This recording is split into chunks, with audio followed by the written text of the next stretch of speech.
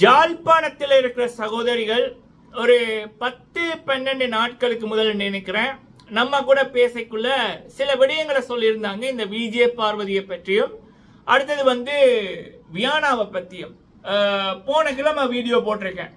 So அப்போ அதில் VJ Parvati இப்படிப்பட்டவங்க தான், இவங்க இப்படியெல்லாம் மாறுவாங்க அப்படின்னு நான் சொல்லியிருந்தேன். வியானாவை பற்றியும் பல விடயங்களை சொல்லியிருந்தேன். அது யூடியூப்லையும் சரி வேற தளங்களையும் சரி பல பேரால பகிரப்பட்டு பல மெமிகள் எல்லாம் உருவாக்கப்பட்டு பார்க்கப்பட்டது.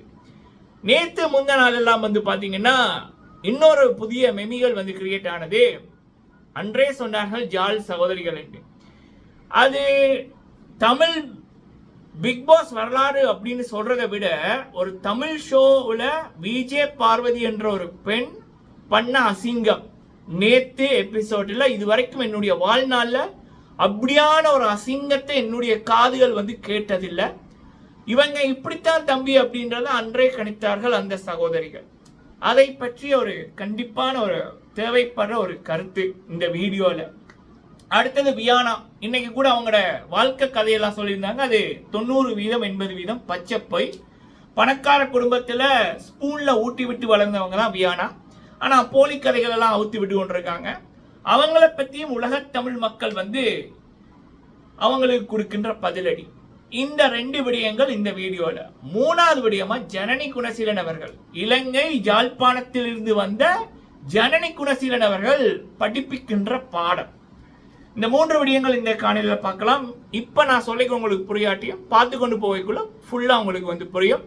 ஃபர்ஸ்ட் டைம் வந்திருக்கீங்க அப்படின்னா மறக்காம சப்ஸ்கிரைப் பண்ணுங்க. உங்களுடைய கருத்துக்கள் கேள்விகள் இருந்துச்சுன்னா கேளுங்க. அடுத்த வீடியோவில் நான் அதை பத்தி பேசுறேன். அந்த பெல் ஐக்கானை கிளிக் பண்ணி வைங்க. ஓகே, முதலாவது விடயம் விஜே பார்வதி. பொதுவாக எனக்கு சின்ன வயசுல இருந்து சில பேரை பார்த்தோன்னே பிடிச்சிடும், சில பேரை பார்த்தோன்னே பிடிக்காது. ஆனா நான் ஃபர்ஸ்ட் எடுத்த முடிவு அது கரெக்டா இருக்கு. அதனாலதான் நான் இது வரைக்கும் 7 சீசன் ரிவ்யூ பண்ணியிருக்கேன்.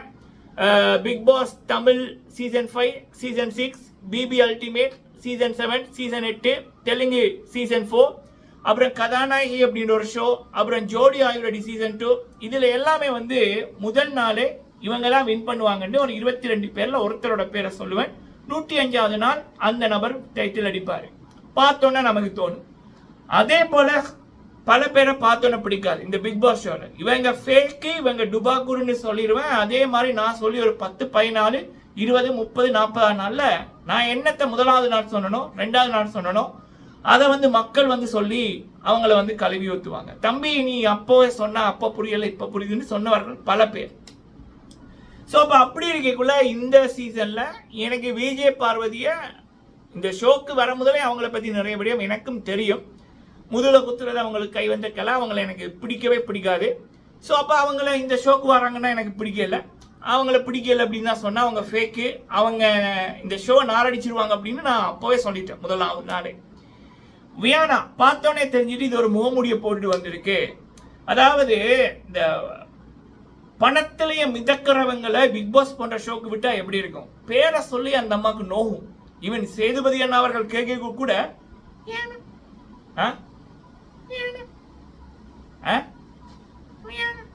நோகும் அவங்களுக்கு. அப்படி வளர்ந்துருக்காங்க. ஸோ அப்போ அந்த ஷோ நடக்கிற ஹோஸ்டே எப்படி நடந்துக்கிட்டாங்கன்னா உள்ளுக்குள்ள இருக்க கான்டெஸ்டன்ஸ் எப்படி பண்ணுவாங்க? அதுவும் இந்த சீசன் லக்ஸரி ஹவுஸ் ஒன்று, பிக் பாஸ் ஹவுஸ் ஒன்று. லக்ஸரி ஹவுஸ்ல இருக்கிறவங்களுக்கு எந்த வேலையும் பெருசா இல்லை, எல்லாமே ராஜ வாழ்க்கை. பிபி ஹவுஸ்ல இருக்கிறவங்க சர்வன்ட் மாதிரி, இவங்களுக்கு ஒர்க் பண்றது, இவங்க வேலை வாங்குறது. இத்தனை வீக்குமே அந்த அம்மா அங்கதான் இருந்துச்சு. இந்த வாரம் மட்டும்தான் இங்கால வந்துச்சு. வந்தோன்னா அந்த அம்மாக்கு எல்லாமே நோவுது. 5 துணியை கொண்டு போய் வைக்க சொன்னா கை நோவுது. அந்த அம்மா பேசுது நேத்து, எனக்கு இருக்கிறது 2 காலு, என்னால வேலை செய்ய முடியாது அப்படின்னு. 10-11 வயசு தங்கச்சிகள் எத்தனை நாடுகள்ல எப்படி எல்லாம் உழைக்குதுங்க, எவ்வளவு பெரிய பாரமான பொருட்களை தூக்குதுங்க. இந்த அம்மாக்கு 5 துணி தூக்குனதுக்கு சொல்லுது எனக்கு 2 கை தான் இருக்குது. அப்ப இதுதான் சரிங்களா. அந்த பணக்கார திமிர் ஒரு பக்கம், இன்னொரு பக்கம் ஃபேக்கு. ஓவியா அப்படின்றவங்க சீசன் 1ல கொண்டாடப்பட்டாங்க. இந்த அம்மாவுக்கு ஒரு நினைப்பு, அப்போ ஓவியாவை போலயே ப்ராக்டிஸ் பண்ணிட்டு வந்திருக்கு. ஆனா மக்களுக்கு தெரியுமில்ல எது ஒரிஜினல் எது டூப்ளிகேட்னு. அப்ப இதை போக போக மக்கள் வந்து புரிஞ்சுக்கிட்டாங்க, கழுவி ஊத்துறாங்க. சரிங்களா? ஸோ இது வந்து நான் வந்து முதல் நாளே சொன்னேன். அதே நேரத்தில் வேற சில பேர் வந்து நம்ம சேனல்ல இருக்கக்குள்ள இந்த சேனல்ல நிறைய புலம்பெயர்ந்தவர்கள் இருக்காங்க. அவங்க வந்து சில எக்ஸ்பீரியன்ஸை வந்து சொல்லிக்கிட்டாங்க. முக்கியமா விஜே பார்வதி அவர்களை பத்தி. கூட எதுக்கு பழகுறாங்கன்னு தெரியாது, ஏன் கலட்டி விட்டாங்கன்னு தெரியாது. முதுகுல குத்துறதுக்கு இவங்களை மிஞ்சின ஆள் இல்லை. நிறைய கேட்க முடியாத வார்த்தைகள் எல்லாம் இவங்க பேசுவாங்க. இதை நான் வந்து போன கிழமை ஒரு வீடியோ போட்டிருப்பேன். ஜாலியில் இருக்கிற சகோதரிகள் வந்து இவங்களை பத்தி சொன்னாங்க அப்படின்னு. பார்க்கலன்னா நீங்க செக் பண்ணி பார்க்கலாம். நேத்து இந்த விஜே பார்வதி வந்து இந்த கமருடீன் அப்படின்னு ஒருத்தன் போயிருக்கான். அவன் கல்யாணமாகி பொண்டாட்டியை விட்டு வேற லவ் எல்லாம் இருக்கு, உள்ளுக்கு வந்திருக்கு. வந்து எந்த பெட்டை கிடைக்கும் அப்படின்னு சுத்தி கொண்டு தெரியுது. அது வந்து வீக்கெண்ட்ல ஒரு பெட்டையோட இருந்துச்சு. அந்த பெட்டைக்கு வந்து தெரிஞ்சுட்டு இது உதவாது அப்படின்னு. அப்ப அது விட்டதுக்கு அப்புறம் விஜே பார்வதியோட அன்னைக்கு நைட்டே போய் கேட்குது, உனக்கு என் மேல இன்ட்ரெஸ்ட் இருக்கான்னு நைட்டு 4 hours கிட்ட பேசி கொண்டிருக்கு. அப்ப நேத்து என்ன பண்ணிச்சுதுன்னா, சாப்பிடக்குள்ள அசிங்கமா பேசுறான். அது நான் இந்த சேனல்ல பெரியவங்க எல்லாம் பார்ப்பீங்க, அவன் என்னத்தை பேசினான் அப்படின்னு நான் சொல்ல விரும்பல. டனிஸ் வியூல நான் சொல்லியிருக்கேன். இது பெரியவங்க, குழந்தைங்க, ஒரு அம்மா எல்லாம் சொன்னாங்க, தம்பி நான் உங்களோட வீடியோ குடும்பமா பார்ப்போம்னு. அதனால அவன் பேசின வார்த்தைகளை கூட நான் இதுல என்னென்ன பேசுறாங்கன்றத நான் சொல்ல விரும்பல. அவன் பேசுனதை விட அவனுக்கு சப்போர்ட் பண்ணி இந்தம்மா பேசிச்சு பாருங்க வார்த்தைகள். இப்ப எனக்கு அதை கேட்கக்குள்ள எனக்கு அதோட மீனிங் தெரியல. நான் ஏதோ சாப்பிட்றத பற்றி பேசுறாங்கன்னு நினைச்சு கொண்டிருக்கேன். ஏன்னா சாப்பிட்டு கொண்டு தான் பேசி கொண்டிருக்காங்க. அதுக்கப்புறம் இன்னொரு நண்பரோட ரிவ்யூவை பார்த்தேன். அப்பதான் புரிஞ்சுது, எனக்கு காலு கூசுது. இப்படி அசிங்கமா நம்ம தமிழ் மொழியில தமிழ் ஷோல இப்படி அசிங்கப்படுத்துது. இவரத்துக்கும் இந்த விஜய் பார்வதி தமிழ் பொண்ணுன்னு சொல்லிக்கொண்டு தெரியுது. எடு செருப்ப. சோ அப்ப இவங்க இப்படித்தானன்றது அன்றைய ஜான் சகோதரிகள் சொல்லிட்டாங்க. அவங்க நேர்ல பார்த்துருக்காங்க. சரியா? நான் அப்ப போட்ட வீடியோக்கு சிலது வந்து நம்மளை மிரட்டிச்சுதுங்க. இப்ப என்ன நடக்குது? ஒட்டுமொத்த தமிழ் மக்களை தலைகுனிய மாதிரி இருக்கு. இப்படி ஒரு தமிழ் பேசுற ஒரு பொண்ணு இப்படி அசிங்கமா ஷோல பேசியிருக்கு. சரியா? இது ஒரு பக்கம். ஒண்ணு அசிங்கமான வார்த்தை பேசுற இந்த விஜே பார்வதி, இன்னொன்னு வந்து போலியா நடிக்கிற வியானா. ஆனா இந்த வியானா வந்து ஒரு விடியோ சொல்லும், நான் கியூட்டா இருக்கேன் அப்படின்னு மாதிரி. ஸோ இங்கதான் ஜனனி குணசீலன் அவர்களுடைய வெற்றி வியானாக்கு செருப்படி அமைஞ்சிருக்கேன்னா, ஜனனி அவர்கள் கஷ்டப்பட்ட குடும்பத்திலிருந்து வந்தாங்க, கஷ்டப்பட்டு தான் இந்தியாவுக்கு இந்த ஷோக்குள்ள வந்தாங்க. நீங்க வாரீங்களா ஜனனி அப்படின்னு விஜய் டிவி கிட்ட இருந்து கிட்டத்தட்ட ஒரு 17-14 நாட்களுக்கு வந்து அவங்களுக்கு அழைப்பு போச்சு. ஸோ அப்போ அவங்களோட குடும்பம் பின்னணி எல்லாமே தெரியும். இந்த ஷோக்கு எந்த ப்ரிப்பேருமே வந்து பண்ணல. ஆனா அந்த சீசன்ல வந்த நபர்கள்லயே இப்ப டாப்ல நல்லா இருக்குதுன்னா ஜனனி அவர்கள் தான்.